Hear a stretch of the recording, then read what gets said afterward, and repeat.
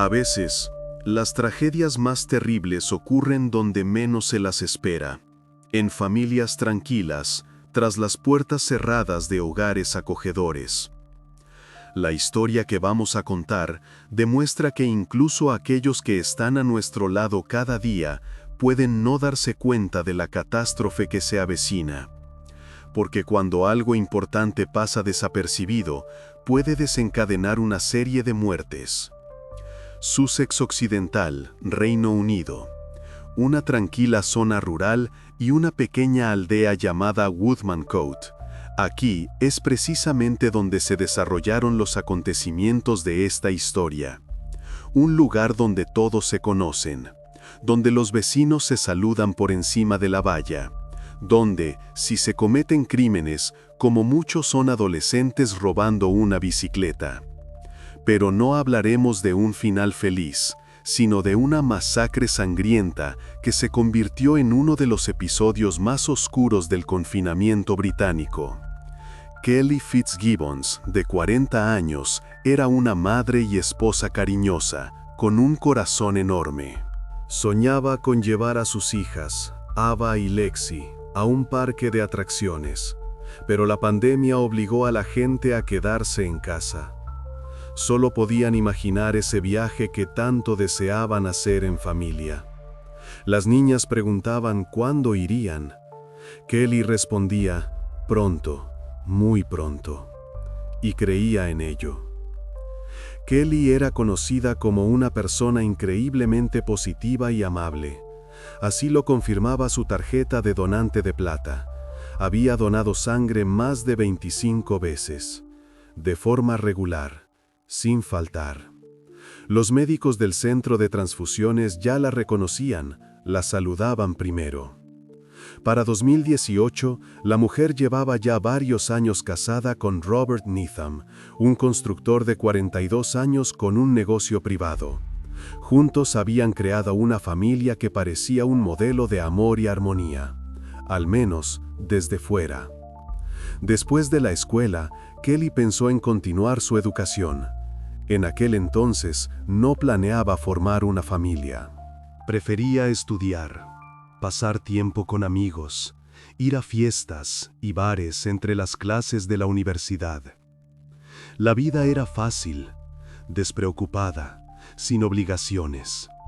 Pero con el tiempo quiso algo diferente, la comodidad y el calor del hogar, aquello que queda cuando las fiestas terminan. Hacia los 26 años conoció a Robert. En muchos aspectos eran polos opuestos. Kelly era sociable, enérgica, alegre, un poco ruidosa, de las que inician fácilmente una conversación con extraños en una cola. Robert era callado, tímido, un claro introvertido, de los que prefieren quedarse al margen en las fiestas con una copa en la mano, observando. Nunca era grosero ni levantaba la voz. Al principio, los amigos de Kelly se sorprendieron de su elección. Luego se acostumbraron.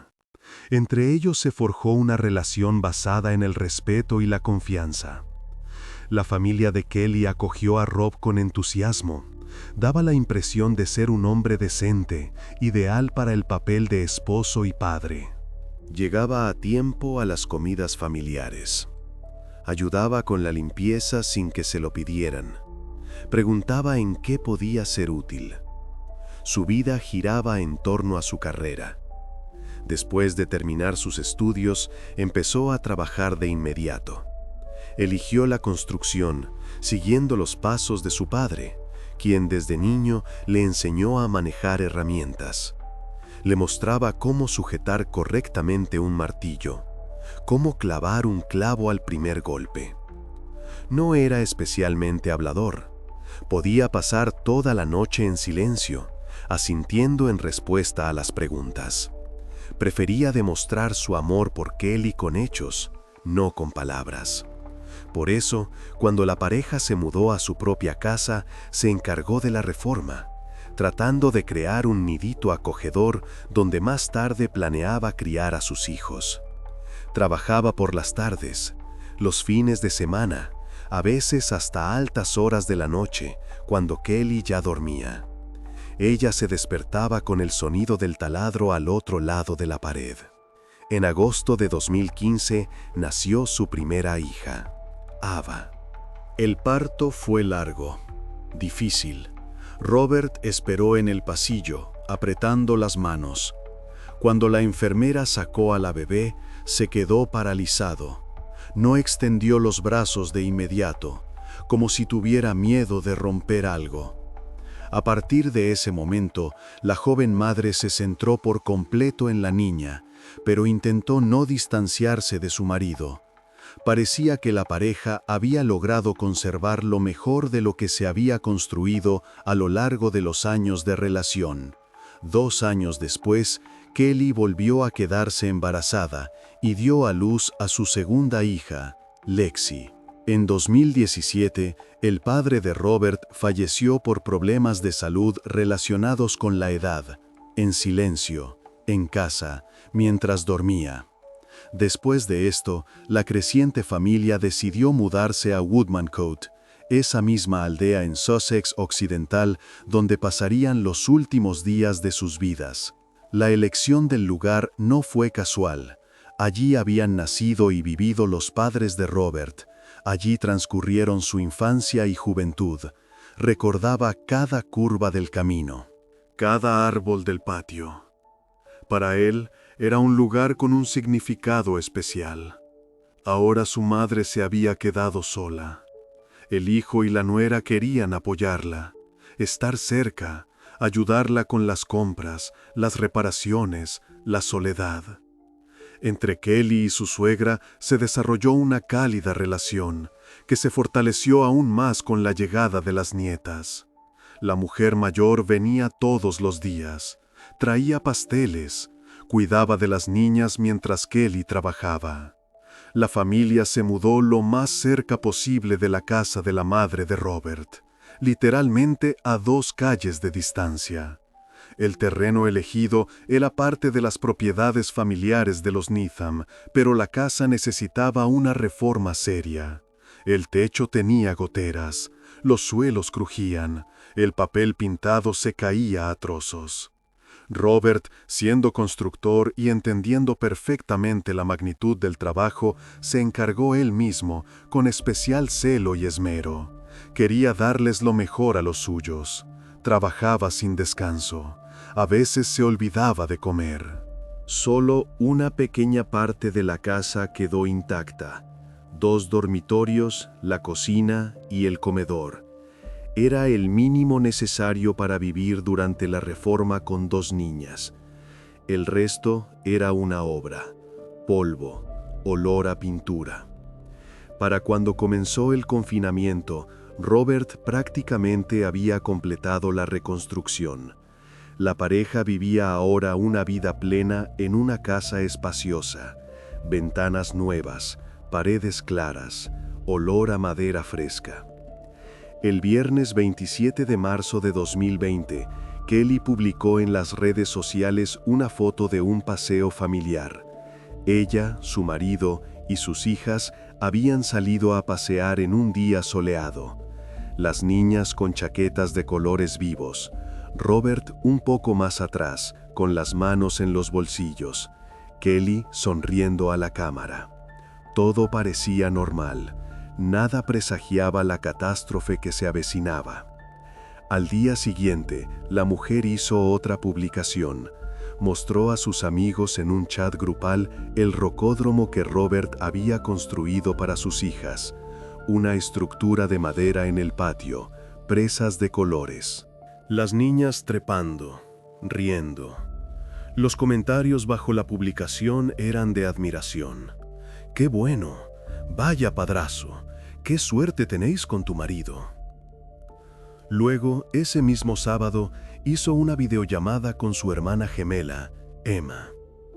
Las mujeres hablaron, compartieron sus preocupaciones sobre la vida en aislamiento durante el confinamiento. La conversación fue ligera y relajada. Emma preguntó cómo estaba. Kelly respondió que bien, un poco cansada, pero nada grave. Mencionó que pasarían la noche en casa, que habían pedido comida de un restaurante chino. Robert se había ido 1 hora antes de la llamada. Tenía que pasar por la oficina y planeaba volver justo para la entrega de la cena. Todo parecía completamente normal, habitual. Las hermanas mantenían un contacto constante, pero en ese período se llamaban aún más a menudo. Las conversaciones ayudaban a calmarse y a sobrellevar ese tiempo difícil. El aislamiento era agobiante, las noticias asustaban, necesitaban oír una voz familiar. Emma se despidió de Kelly y prometió llamar a la mañana siguiente. Antes de dormir, le envió un breve mensaje deseándole buenas noches, pero no recibió una respuesta instantánea como de costumbre. Miró la pantalla. Esperó un par de minutos. Pensó que Kelly estaría ocupada con las niñas y que luego simplemente se habría quedado dormida, nada especial. Sin embargo, por la mañana la hermana se sorprendió aún más. Al coger el teléfono se dio cuenta de que Kelly no había respondido al mensaje. Eso no era nada propio de ella. Normalmente respondía de inmediato, incluso de noche si se despertaba. Emma marcó enseguida el número de su hermana, pero nadie contestó. Tonos de llamada, largos, vacíos. La mujer intentaba no entrar en pánico, pero sentía una ansiedad inexplicable. Algo no iba bien. Kelly y Emma siempre habían tenido un vínculo muy estrecho, como corresponde a las gemelas, pero no tenía la posibilidad de ir a comprobarlo rápidamente. Vivía demasiado lejos. 200 kilómetros. 3 horas en coche. Era temprano por la mañana, así que se convencía a sí misma de que simplemente todos dormían y que Kelly la llamaría más tarde. Dejó el teléfono a su lado. Emma preparaba café, mirando de reojo la pantalla. Pero las horas pasaban y las llamadas seguían sin respuesta. La ansiedad no hacía más que aumentar. Se volvía física, le oprimía el pecho. Después del mediodía, Emma se dio cuenta claramente de que temía no volver a oír ni ver a su hermana con vida. Ese pensamiento irracional le parecía extraño. ¿De dónde había salido? ¿Por qué era tan fuerte? Como la mujer vivía a 200 kilómetros de Kelly, contactó con familiares que vivían más cerca y les pidió que fueran a casa de su hermana a ver qué pasaba. Desgraciadamente, nadie pudo hacerlo de inmediato. Alguien estaba en el trabajo, alguien sin coche, alguien en cuarentena. Así que Emma decidió llamar a la policía y pedir que hicieran una comprobación. Marcó el número con los dedos temblorosos. Explicó la situación. Le devolvieron la llamada bastante rápido, pero le comunicaron algo muy diferente a lo que esperaba. Justo después de la llamada de Emma, enviaron varias patrullas a la casa, 2 vehículos, una comprobación de bienestar rutinaria, como anotaron en el registro. Cuando llegaron y llamaron a la puerta, nadie abrió. Las puertas estaban cerradas con llave, las ventanas cerradas. No había signos evidentes de problemas. Los coches en su sitio. Una bicicleta junto al porche. Juguetes en el césped. Pero los policías notaron de inmediato un silencio absoluto. Les pareció extraño. Se trataba de una pareja con niñas pequeñas que suelen ser bastante ruidosas. Además, a esa hora deberían haber estado en el patio. Las niñas de esa edad no se quedan quietas. El silencio era alarmante. Los agentes decidieron rodear la propiedad. Los coches de la pareja estaban en el camino de entrada, así que todos debían estar en casa. Un patrullero fue hacia la derecha, el otro hacia la izquierda. Al rodear la casa, uno de ellos miró por la ventana del salón. A través de la cortina entreabierta, vio algo inquietante. Las piernas de una persona tumbada en el suelo, descalzas, inmóviles. Probablemente necesitaba ayuda, o ya no.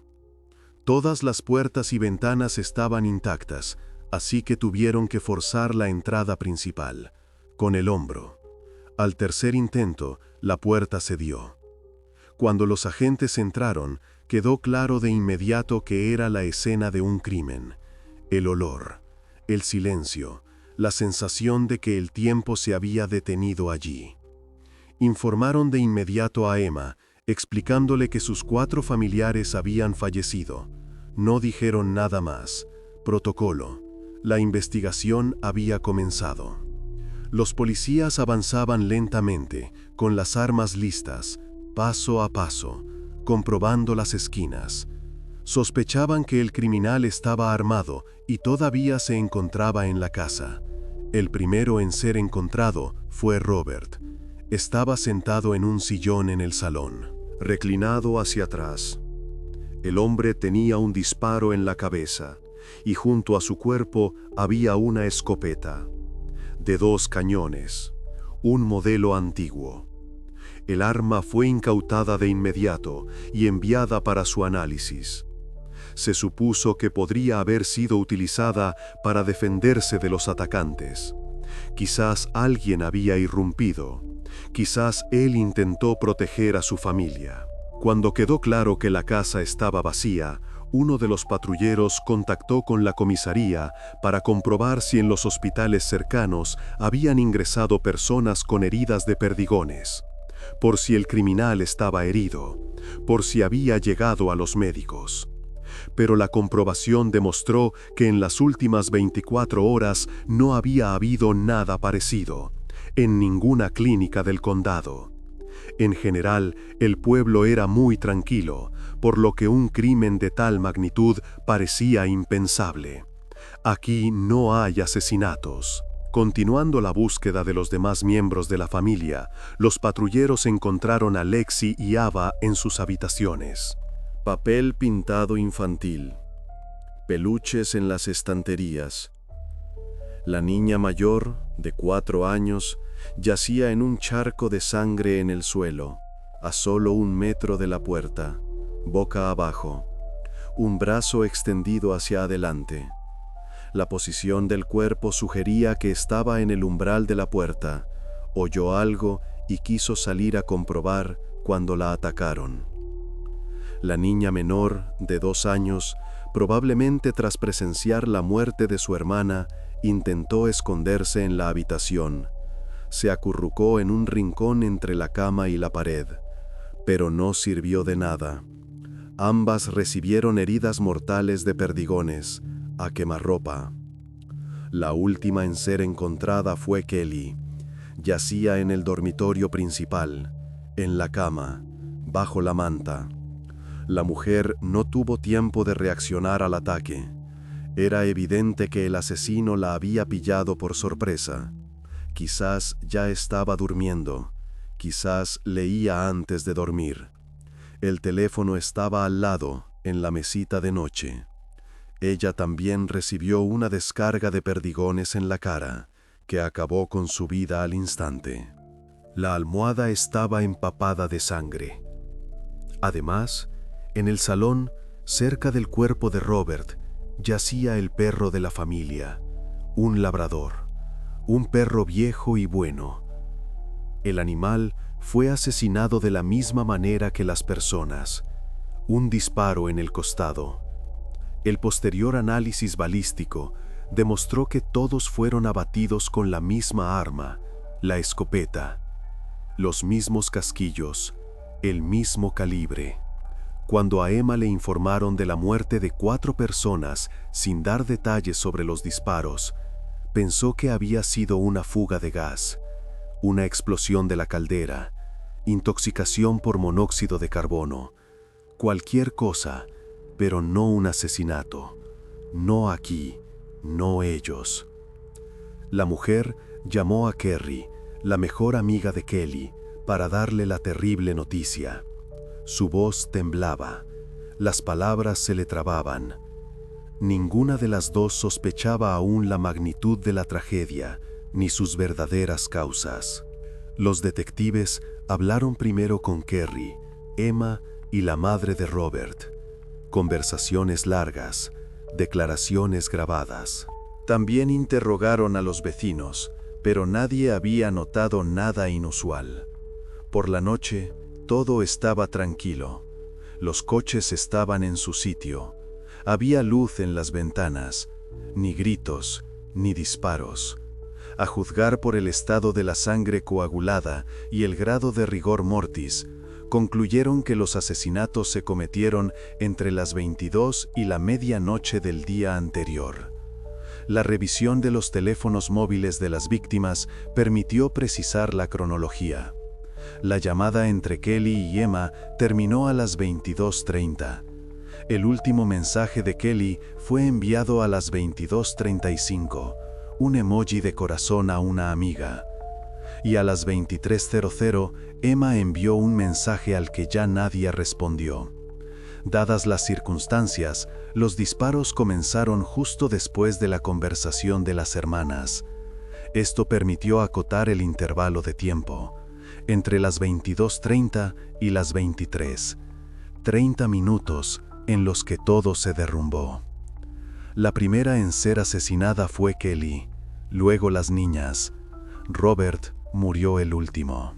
Resultaba extraño que también hubieran matado al perro de la familia, aunque el animal ni siquiera había opuesto resistencia a los criminales. No ladró, no atacó, simplemente estaba tumbado. Esto evocaba pensamientos espeluznantes. ¿Por qué matar al perro? Cada víctima recibió un disparo de escopeta. Inicialmente se supuso que el caso podría estar relacionado con un robo fallido. Ladrones irrumpieron, algo salió mal, pánico, disparos. Sin embargo, no se encontraron signos de entrada forzada, ni en las puertas ni en las ventanas. Además, por alguna razón, el criminal dejó la escopeta en la casa. ¿Qué ladrón deja el arma? No faltaba nada de valor. El televisor en su sitio, el portátil sobre la mesa, las carteras en los bolsos. La versión del robo se vino abajo. El arma fue enviada de inmediato para un análisis balístico y se comprobó su número de serie. Resultó que la escopeta estaba registrada a nombre de Robert, comprada legalmente, con papeles. Mientras los familiares de los fallecidos se preguntaban quién pudo haber hecho eso, la policía supuso que el criminal en realidad nunca había abandonado la casa y también estaba muerto.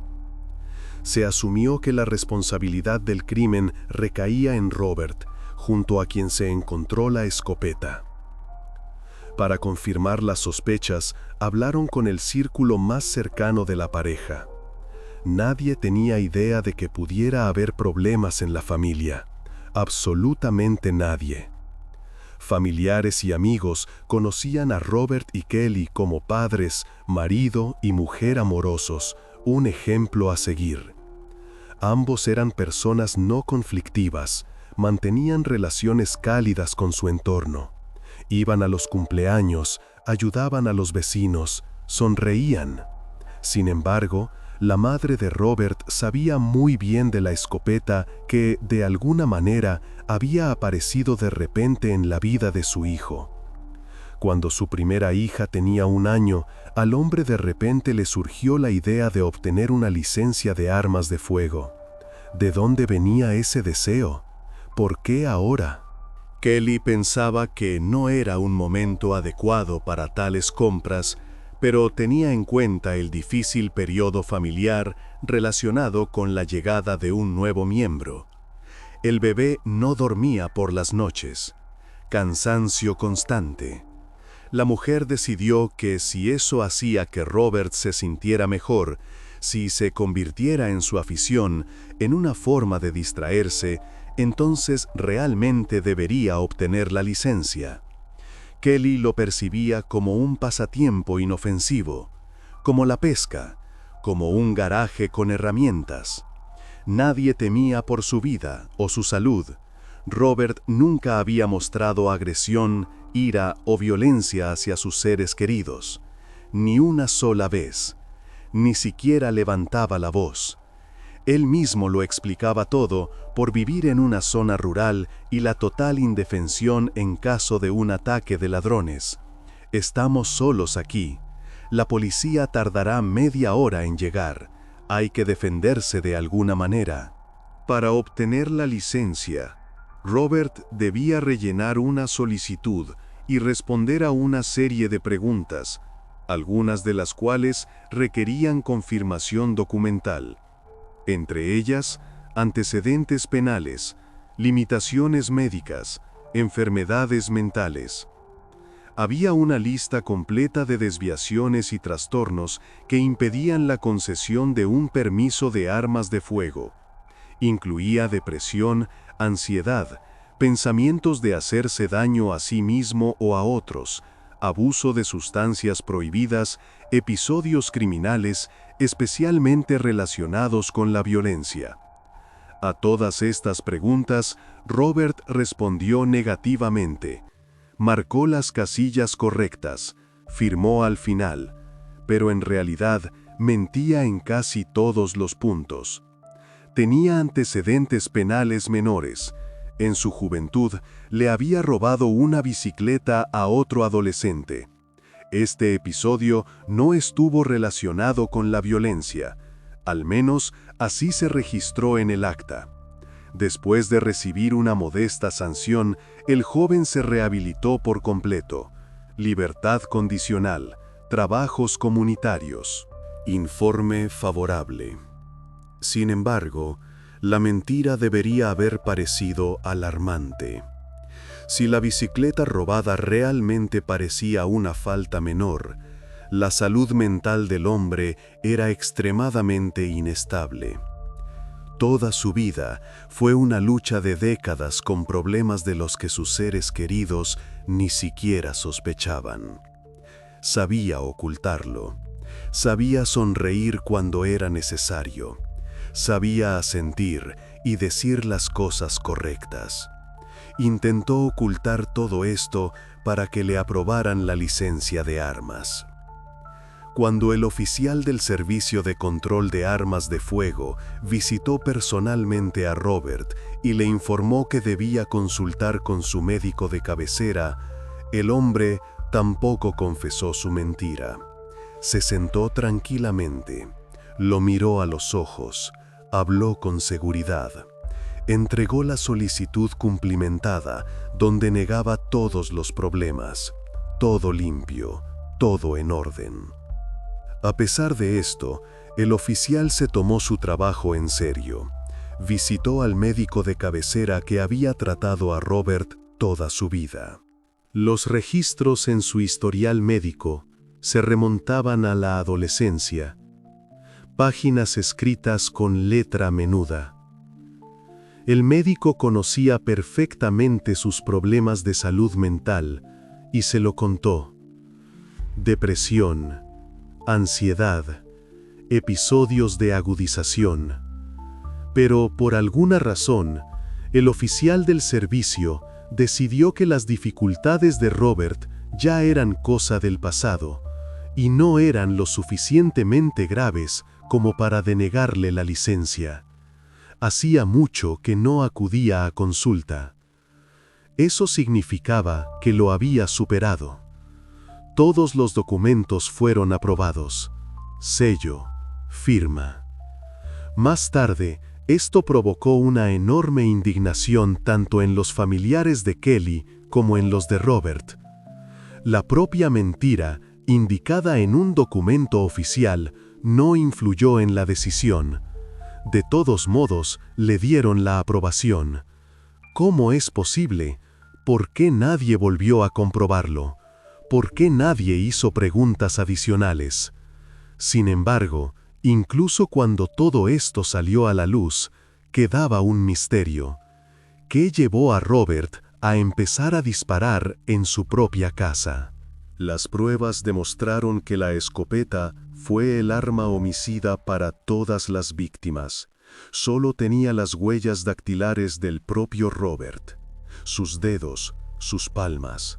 Además, solo él tenía la llave de la caja fuerte de las armas. La llevaba en el llavero con las llaves del coche. Kelly siempre la había mirado con recelo. Evitaba incluso tocar la caja fuerte, mientras que su marido cogía el arma en repetidas ocasiones y se iba a un polígono improvisado a practicar tiro. Regresaba contento, relajado. La situación se complicaba por la total ausencia de notas de suicidio. No había nada parecido en el ordenador del presunto asesino, ni archivos con nombres como adiós o explicación. No había realizado búsquedas sospechosas en el navegador que pudieran indicar la planificación del crimen. No buscó cómo matar a mi familia. No leyó sobre venenos. No estudió estadísticas de supervivencia tras heridas de bala. Nadie le oyó decir que era infeliz en su matrimonio. Ni una palabra. Parecía que lo ocurrido fue un acto espontáneo de agresión. Algo hizo clic. Y ya está. Se sospechaba que los problemas mentales de Robert podrían haberse agudizado bruscamente y abrumado con nueva fuerza. La tensión acumulada, el confinamiento, la imposibilidad de escapar. Sin embargo, no había acudido a su médico en los últimos meses como si todo estuviera normal. No hay registros, no hay llamadas. Incluso se barajó la idea de que el motivo fuera económico y que, tras asesinar a su familia, el criminal no pudo soportarlo y se suicidó por el sentimiento de culpa. Quizás deudas, quizás préstamos, quizás un seguro. Pero la investigación demostró que no habría obtenido un beneficio significativo de la muerte de su esposa e hijas. No tenían pólizas de seguro por grandes sumas, eran estándar, mínimas. Los pagos solo habrían cubierto el funeral. Hasta el sangriento desenlace, nadie sospechaba con qué estaba luchando Robert. Por eso la gente no notaba conflictos ni problemas en la familia. O quizás no querían notarlos. Kelly no se quejaba de nada. A sus amigas les decía que todo iba bien. A sus padres que no se preocuparan. Parecía que tanto ella como las niñas estaban contentas con todo. Sin embargo, el silencioso Robert guardaba muchos más secretos de lo que podría parecer a primera vista. En capas, una tras otra. A Kelly, en general, no le gustaba hablar de lo que ocurría tras las puertas cerradas de su vida familiar. Es asunto nuestro, no le incumbe a nadie. Probablemente ella misma tampoco sabía muchas cosas, o no quería saberlas. La mujer tenía un diario en el que anotaba periódicamente lo que más le preocupaba, un cuaderno normal de tapa blanda, un bolígrafo. Las anotaciones las hacía a ratos, a veces varias páginas en una tarde, a veces semanas en blanco. Disfrutaba enormemente de la maternidad y suavizaba todos los momentos negativos, percibiéndolos simplemente como una liberación de la tensión acumulada por su marido debido al trabajo. Estaba cansado. Estaba nervioso. Simplemente perdió los estribos. Sin embargo, algunas anotaciones parecían bastante alarmantes. Incluso los investigadores, que habían leído cientos de casos similares, hicieron una mueca de disgusto. Durante la investigación, se hizo evidente que la paternidad no le proporcionaba a Robert el placer que esperaba. Ava y Lexi querían a su padre. Corrían hacia él cuando volvía del trabajo, le abrazaban las piernas, levantaban sus manitas. Él siempre fue cariñoso con ellas, las levantaba, las besaba en la coronilla, pero en realidad le resultaba extremadamente difícil hacer frente a las crecientes exigencias. El llanto de los niños le irritaba, los interminables ¿por qué? Los sacaban de quicio, los juguetes bajo sus pies le molestaban. A medida que su esposa dedicaba cada vez más tiempo a las tareas domésticas y a las niñas, él se sumergía en el trabajo para protegerse de los factores irritantes. El trabajo se convirtió en su refugio. Este comportamiento tenía razones serias, pero no eran evidentes. Durante la semana laboral era prácticamente imposible encontrar a Robert en casa. Se iba temprano, Volvía tarde. Incluso los fines de semana no siempre pasaba tiempo con su familia. Robert a menudo se iba de pesca, dejando a Kelly criando a las niñas sola. Cañas de pescar, un termo con té, silencio junto al río. Y eso que la mujer también trabajaba. Era secretaria en un bufete de abogados y se encargaba de las niñas sola. Guardería, médicos, actividades extraescolares, deberes. Ella misma percibía las constantes ausencias de su marido como un deseo de mantener su espacio personal. Sabía que era introvertido, algo reservado y que le gustaba estar solo, pero nunca lo relacionó con problemas mentales. Solo necesita recargar las pilas, respirar. Quizás Kelly se centró demasiado en las niñas y por eso no se dio cuenta de hacia dónde iba todo. O se dio cuenta, pero tenía miedo de admitirlo. Para la mirada experta de los detectives, este comportamiento tenía precedentes. Pero Kelly no tenía experiencia con personas que padecían enfermedades mentales. No tenía ni idea de cómo se manifestaban ni a qué debía prestar atención. En su familia no había nada de eso. Todos sanos, todos normales. En realidad, su marido llevaba años necesitando ayuda. Su madre lo sabía, pero la mujer no hablaba de la situación para que no consideraran a su hijo un enfermo. Vergüenza, miedo al juicio de los demás. En su generación, de esas cosas no se hablaba. Según contó a la investigación, Robert había sido inestable desde niño. Lloraba sin motivo, se quedaba paralizado, mirando a un punto fijo, estallaba en gritos. En la adolescencia, esto se tradujo en un peculiar período de rebeldía. Se volvió extremadamente retraído, se resistía incluso sin razones aparentes, se negaba a ir a la escuela, era grosero con los profesores. Los intentos de lidiar con el adolescente desembocaron en agresión y en el robo de una bicicleta. Además, derribó a su dueño.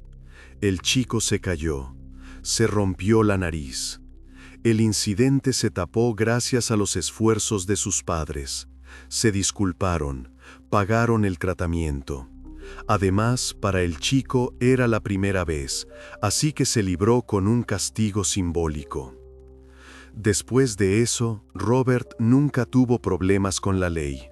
Como mucho, multas de tráfico, exceso de velocidad, seguro caducado. Pero resultó que había superado su período de rebeldía a su manera. Encontró otra salida. El primer signo de problemas serios que incluso Kelly notó y comentó a sus allegados fueron unas erupciones en la piel. Todo empezó como una irritación en las manos, manchas rojas, picor. Pero parecía que la situación empeoraba rápidamente. Se extendía a la cara, al cuello. Periódicamente el estado de su piel mejoraba y luego volvía a empeorar. El ciclo se repetía. Robert logró convencer a su esposa de que estaba relacionado con los materiales de construcción y las pinturas con los que había trabajado durante años. Una alergia, enfermedad profesional, nada grave. El marido le aseguró que todo estaba bien, que usaba productos especiales y que pronto los problemas de piel desaparecerían. Compró pomadas, se ponía guantes, todo sonaba convincente. En la familia siempre hubo confianza, y Robert no había mentido antes. Al menos, hasta los disparos, no se había descubierto ningún engaño. La cruda verdad era que Robert llevaba años luchando no solo con un estado depresivo y un trastorno de ansiedad, sino también con una adicción a las drogas, anfetaminas, dosis pequeñas, de forma regular. El daño que sufrió por el consumo periódico de sustancias no solo afectó a su estado físico, sino también a su salud mental. La paranoia aumentaba, la ansiedad se intensificaba, el círculo se cerraba. En la autopsia, el médico forense lo confirmó. Robert presentaba signos evidentes de un daño grave debido a la adicción. El hígado estaba agrandado, los vasos sanguíneos dañados. El corazón trabajaba al límite. El análisis toxicológico permitió determinar que en el momento del ataque también estaba bajo los efectos de sustancias. La concentración era alta, posiblemente más de lo habitual. Durante la última llamada, Kelly le contó a su hermana que Robert se había ido a la oficina por asuntos de trabajo. En realidad, había salido de casa para consumir drogas.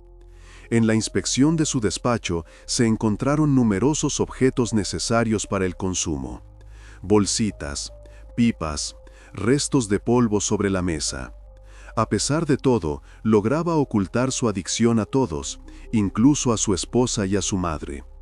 Tomaba dosis pequeñas, justo lo suficiente para funcionar, para mantenerse a flote. Aunque, desde fuera, la relación de la pareja parecía ideal, así lo confirmaban numerosas publicaciones de fotos familiares en redes sociales, las historias de Kelly y los niños, los testimonios de sus allegados. En realidad, para el momento de la tragedia, ya habían surgido en repetidas ocasiones indicios del inminente colapso.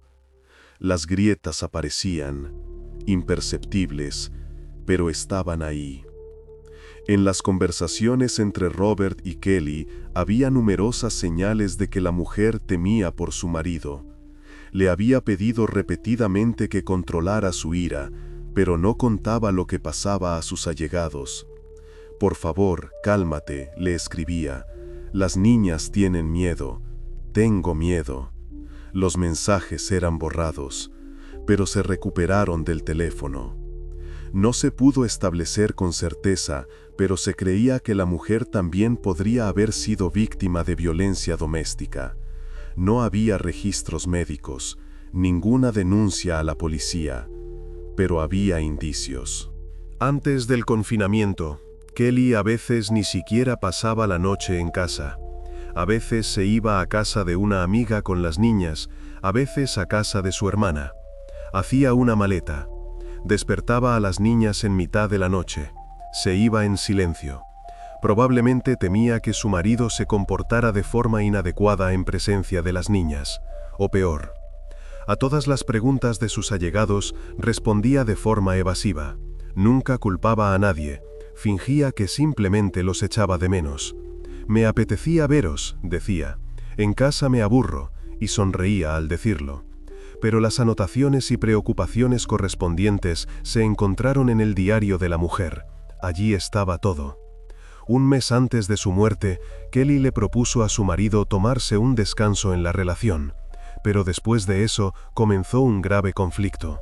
Gritos, vajilla rota. Los vecinos lo oyeron, pero no intervinieron. No era asunto suyo. Después de ese incidente, escribió por primera vez en su diario que le tenía miedo a Robert. 3 palabras. «Le tengo miedo». Pero lo que más temía era que las niñas perdieran a un padre que las quería. Él era bueno con ellas, cariñoso, les construía un rocódromo. Por eso decidió hacer frente a la situación, tomándoselo todo como una prueba. Hay que aguantar, pasará. Para todos los que la rodeaban, en particular para sus seres queridos, Kelly seguía presentando su relación con su marido como ideal. Fotos en redes sociales, sonrisas, hashtags sobre el amor. Ni siquiera su hermana gemela, Emma, con quien Kelly hablaba a diario, tenía idea de lo que estaba pasando. Y eso a pesar de que hablaban de todo. Lo que más sorprendía a Emma era que, a pesar de la presión constante y la posible violencia doméstica, nunca vio un moratón en el cuerpo de su hermana. Ni uno solo.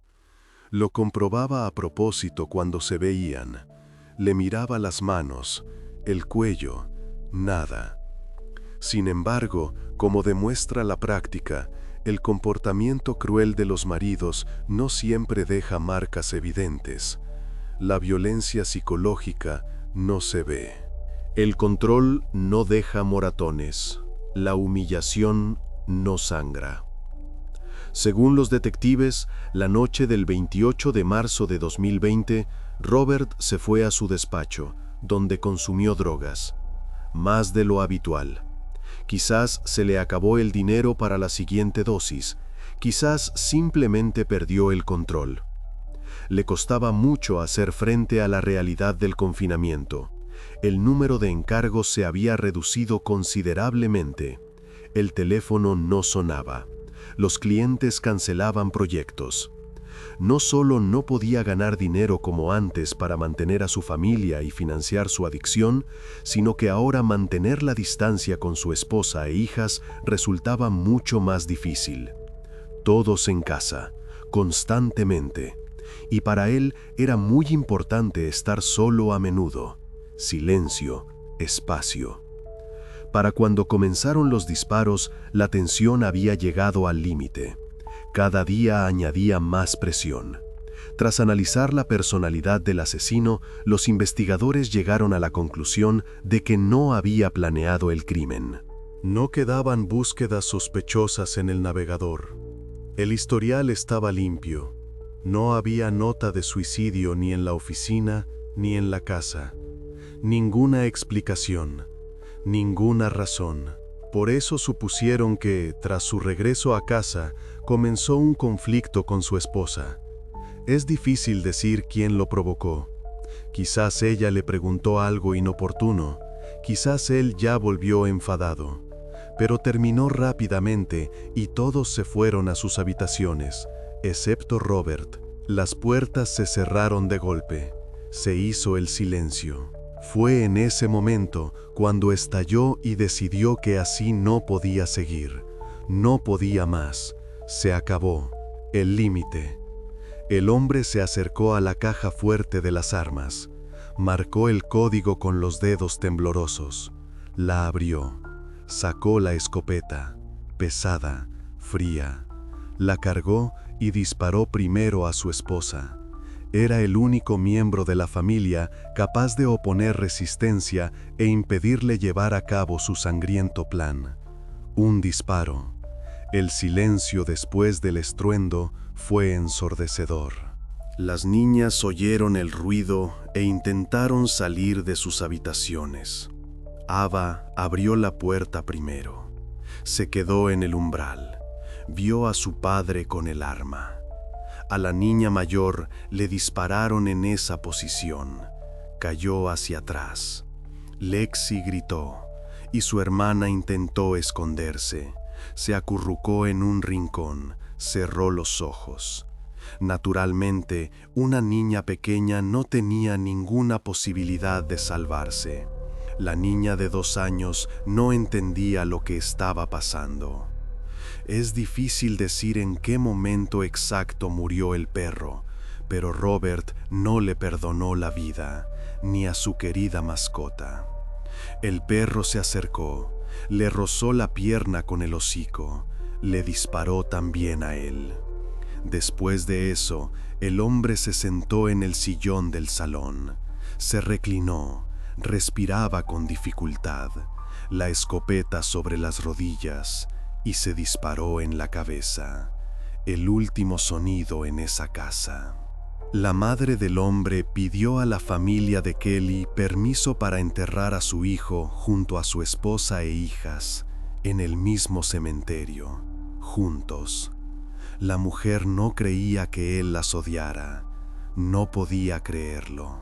Pensaba que simplemente era víctima de la adicción y de las circunstancias, que habían convertido a un hombre decente en un asesino cruel cuando perdió el control en un instante. Era bueno, repetía, simplemente estaba enfermo. Lloraba mientras hablaba con los investigadores. Pero los familiares de Kelly se opusieron categóricamente a esa decisión y no dieron su permiso. No se lo merecía. Él no era familia. Kelly, Ava y Lexi fueron enterradas juntas. 3 ataúdes blancos, pequeños, uno grande. La gente no cabía en la iglesia. Se quedaron fuera, lloraban desconocidos. A Robert lo enterraron por separado, de forma modesta, sin anuncios. Solo estuvo presente su madre. Nadie más.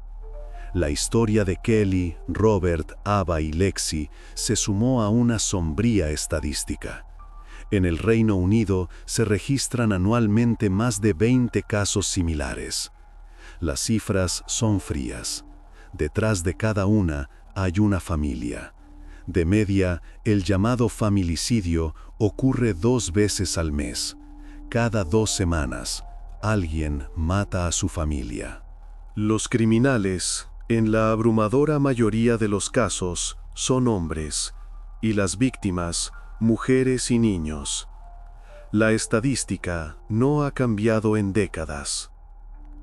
Si el mundo de una persona con una psique inestable se derrumba, una percepción distorsionada de la realidad puede llevar a cometer actos terribles.